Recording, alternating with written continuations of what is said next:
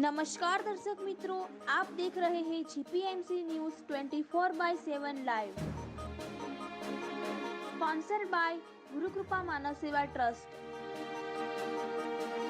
2024 અંતર્ગત ખેડા જિલ્લા ભાજપ દ્વારા પ્રબુદ્ધ નાગરિક સંમેલન મળ્યું। ખેડા જિલ્લા ભાજપ કાર્યાલય કમલમ નડિયાદમાં બજેટ 2024 અંગે પત્રકાર પરિષદ પણ યોજાઈ। નડિયાદ તારીખ 4 બજેટ સત્ર 2024 અંતર્ગત કેન્દ્ર સરકારે રજૂ કરેલા બજેટ 2024 અંતર્ગત ખેડા જિલ્લા ભાજપ દ્વારા કમલમ નડિયાદ મુકામે પ્રબુદ્ધ નાગરિક સંમેલન મળ્યું હતું। જે સંમેલનમાં ઉપસ્થિત મીડિયા પ્રતિનિધિઓ ઉપરાંત નડિયાદ શહેર જિલ્લામાંથી વિવિધ ક્ષેત્રના અગ્રણીઓને ગુજરાત પ્રદેશ ભાજપના કન્વીનર ડોક્ટર યજ્ઞેશભાઈ દવેએ બજેટ 2024 વિશે વિસ્તૃત વિગતો આપી હતી।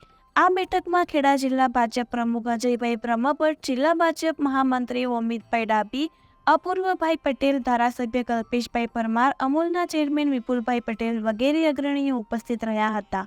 પ્રદેશ ભાજપ મીડિયા કન્વીનર ડોક્ટર યજ્ઞેશભાઈ દવેએ જણાવ્યું હતું કે વર્ષ 2009 થી 2014માં દેશમાં કોંગ્રેસનું શાસન હતું અને તજજ્ઞ અર્થશાસ્ત્રીઓએ બજેટ આપ્યું હતું, તેમ છતાં પ્રજાને સીધો ફાયદો કરી આપે કે જન સુખાકારીનો તેમાં અભાવ જોવા મળતો હતો। કોંગ્રેસના 70 વર્ષના સત્તાકાળમાં માત્ર 2 લાખ સુધીની આવક મર્યાદામાં જ ટેક્સમાં રાહત મળતી હતી। વર્ષ 2014 પછી દેશના વડાપ્રધાન પદે નરેન્દ્રભાઈ મોદીએ દેશનું સુકાન સંભાળ્યું। સરકારમાં કોઈ અર્થશાસ્ત્રી કે તજજ્ઞ નાણામંત્રી નહોતા, તેમ છતાં 7.25 લાખની આવક સુધી ટેક્સમાં તદ્દન રાહત આપવાની જોગવાઈ કરવામાં આવી। બેંકોની લોનમાં અગાઉ 70 વર્ષ દરમિયાન 11% એનપીએ હતી, તેમાં છેલ્લા 10 વર્ષમાં નોંધપાત્ર ઘટાડો થઈ એનપીએ 0.6% નોંધાઈ છે। લોકોની સુખાકારી માટે કરોડો રૂપિયાની ફાળવણી કરવામાં આવી છે। અગાઉ કોંગ્રેસના સત્તાકાળમાં વર્ષ 2009 થી 2014 સુધીમાં 78 જેટલા મોટા કૌભાંડો પ્રકાશમાં આવ્યા હતા, જ્યારે નરેન્દ્રભાઈ મોદીના સુશાસનમાં 0% સ્કેમ છે। વર્ષ 2024નું બજેટ અમૃતકાળનું બજેટ છે। આગામી 25 વર્ષને અનુલક્ષી વિકસિત ભારતની સંકલ્પનાને સાકાર કરતું બજેટ છે, જેમાં દેશના સંરક્ષણ, શિક્ષણ, આરોગ્ય, રોજગારી, કૃષિ ક્ષેત્રે મહત્વની નાણાકીય જોગવાઈ કરવામાં આવી છે। આ બજેટ ગરીબ અને મધ્યમ વર્ગને કેન્દ્ર સ્થાને રાખી સૌના સર્વાંગી વિકાસને વરેલું છે। અહેવાલ મુકેશ ચુનારા, જીપીએમસી ન્યૂઝ 24/7 લાઈવ, ખેડા। સાહેબ, આજની પ્રેસ ખાસ કરીને જે રીતના બજેટની વાત કરવામાં આવે, ઘણા લોકોને બજેટ બાબતમાં માહિતગાર પણ નથી અને ઘણા લોકો આક્ષેપ પણ કરી રહ્યા છે। આ બજેટ કેન્દ્ર સરકારનું ત્રીજા ટર્મનું પ્રથમ બજેટ છે।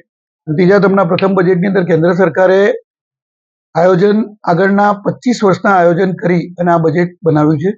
અને ભારતીય જનતા પાર્ટીએ પહેલા 10 વર્ષમાં જે બજેટ આપ્યા આદરણીય નરેન્દ્રભાઈના સુશાસનમાં, એ 10 વર્ષના બજેટની જે હતી એ જૂના 70 વર્ષની ડેફિસિટ પૂરી કરી। તેમજ જે લોકોને વિસંગતતા હતી કે આવક માટે આજે દેશની ઇકોનોમી છે એના માટે એ વિસંગતતા દૂર કરી દેશની ઇકોનોમીને આજે 5મા ક્રમે લઈ જવામાં આવી।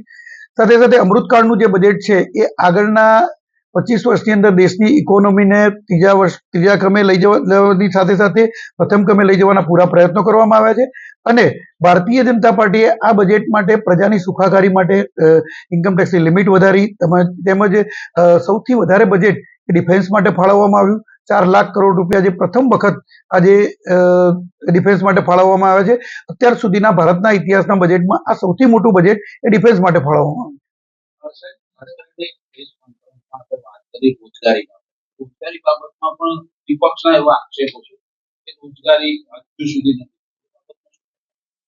વિપક્ષ એ રોજગારીને સરકારી નોકરી જ ગણે છે, પરંતુ સરકારે સરકારી નોકરીની સાથે સાથે જે નવા ઉદ્યોગો સ્થાપ્યા, ઉદ્યોગોની અંદર જે પ્રમાણે રોજગારી મળી, ગુજરાતમાં જ માત્ર 11 લાખ જેટલા નવા ઈપીએફના ખાતા છેલ્લા વર્ષોમાં ખુલ્યા છે। અને એ સાથે તમે જુઓ તો મુદ્રા લોન પણ 10-11 લાખ લોકોને મુદ્રા લોન પણ મળી છે ગુજરાતની અંદર। તો એ પણ એક રોજગારી છે। અને રોજગારી ગુજરાતનો વ્યક્તિ પોતે કમાઈ અને પોતાના કુટુંબનું ભરણ પોષણ કરી શકે એના માટેના ભારત સરકારના પ્રયત્નોને આદરણીય ભૂપેન્દ્રભાઈ પટેલની સરકારે જે પ્રમાણે આગળ વધાર્યા છે અને ગુજરાતની અંદર જે સ્વરોજગારી ક્ષેત્રે આગળ વધ્યું છે એ બદલ પણ હું સરકારને ખૂબ ખૂબ અભિનંદન આપું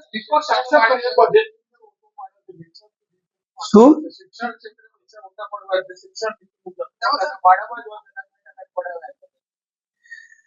દર વખતના બજેટ કરતા પણ શિક્ષણની અંદર આ વખતે પૈસા વધારે ફળવાયા છે।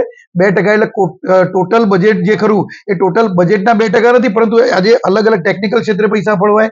ટેકનિકલની સાથે તમે જુઓ તો માત્ર શિક્ષણ એટલે એક જ ભણવાનું નથી. મેડિકલ ક્ષેત્રમાં જ્યારે પૈસા ફળવાય તો મેડિકલ કોલેજો ખુલી, તો મેડિકલ કોલેજો એ પણ શિક્ષણની અંદર આવે. પણ એ લોકો એવી રીતે પર્ટિક્યુલર ગણે છે કે શિક્ષણ એટલે જે પ્રાથમિક શિક્ષણમાં જે પૈસા ફળવાયા એ 2% પૈસા છે, એટલે ખોટી રીતે આકલન કરીને પ્રજાને ગેરમાર્ગે દોરી જાય. આરોગ્ય ક્ષેત્રમાં પણ તમે જુઓ આ વખતે નવી એમ્સ ખોલવાની વાત છે. ગુજરાતની અંદર તો એમ્સ શરૂ થઈ ગઈ છે. એ સિવાય આખા ભારતના જે મોટા શહેરો છે કે જેમાં 30 લાખથી કે 15 લાખથી વધુની વસ્તી છે, ત્યાં પણ મોટી હોસ્પિટલો ખોલવાની શરૂઆત પણ થઈ ગઈ છે અને આગામી વર્ષોમાં એ પણ ખુલશે. આખા બજેટને તમે એક વખતે આકલન કરો તો માત્ર ગરીબ અને મધ્યમ વર્ગનું બજેટ છે. કોઈ પણ જગ્યાએ એવું નથી કે જે મોટી ઇન્ડસ્ટ્રી થાય 400-500 કરોડ રૂપિયાની કોઈ ઇન્ડસ્ટ્રી સ્થાપે અને એને સબસિડી મળે. MSME થી માંડીને શરૂઆત કરો તો સામાન્ય વ્યક્તિની જે મુદ્રા લોનની વાત છે ત્યાં સુધી, અને જે કારણ કે મુદ્રા લોન 10 લાખ હતી એની 20 લાખ કરી, તો એ શું સામાન્ય વ્યક્તિ માટે નથી? કોઈ પણ ઉદ્યોગો માટે, મોટા ઉદ્યોગો જે લઈ જતા હોય કે જે 500 કરોડ કે 200 કરોડની લોનો સરકારમાંથી લેતા હોય અથવા તો વિદેશમાંથી આવતી હોય, એના માટેની કોઈ છૂટછાટો નથી. પરંતુ જે નાના જે ઉદ્યોગો સ્થાપ્યા છે એના માટેની છૂટછાટો વધારે આપવામાં આવી છે. અને આદરણીય નરેન્દ્રભાઈના સુશાસનની અંદર 2014 થી MSME ની જે શરૂઆત કરવામાં આવી એ સૌથી પહેલો એમનો ઉદ્દેશ જ એ હતો કે નાના ઉદ્યોગોને પ્રોત્સાહન મળે. વિપક્ષ એટલા માટે કહી રહ્યું છે કે એ બજેટને તામિલનાડુ અને બિહારની સાથે સરખાવે છે કે ગુજરાતના જે નાણાં ફળવાયા છે એના કરતા એ લોકોને 1.5 ગણા નાણાં ફળવાયા છે. એટલે એના માટે એ કહે છે ગુજરાતને અન્યાય થયો. પરંતુ બિહારની વસ્તી એ 15 કરોડની વસ્તી છે, ગુજરાતની વસ્તી એ 7.5 કરોડની વસ્તી છે. છતાં ગુજરાતને જે નાણાં ફળવાયા છે એની વસ્તીની પ્રમાણ આપણે જોવા જઈએ તો એના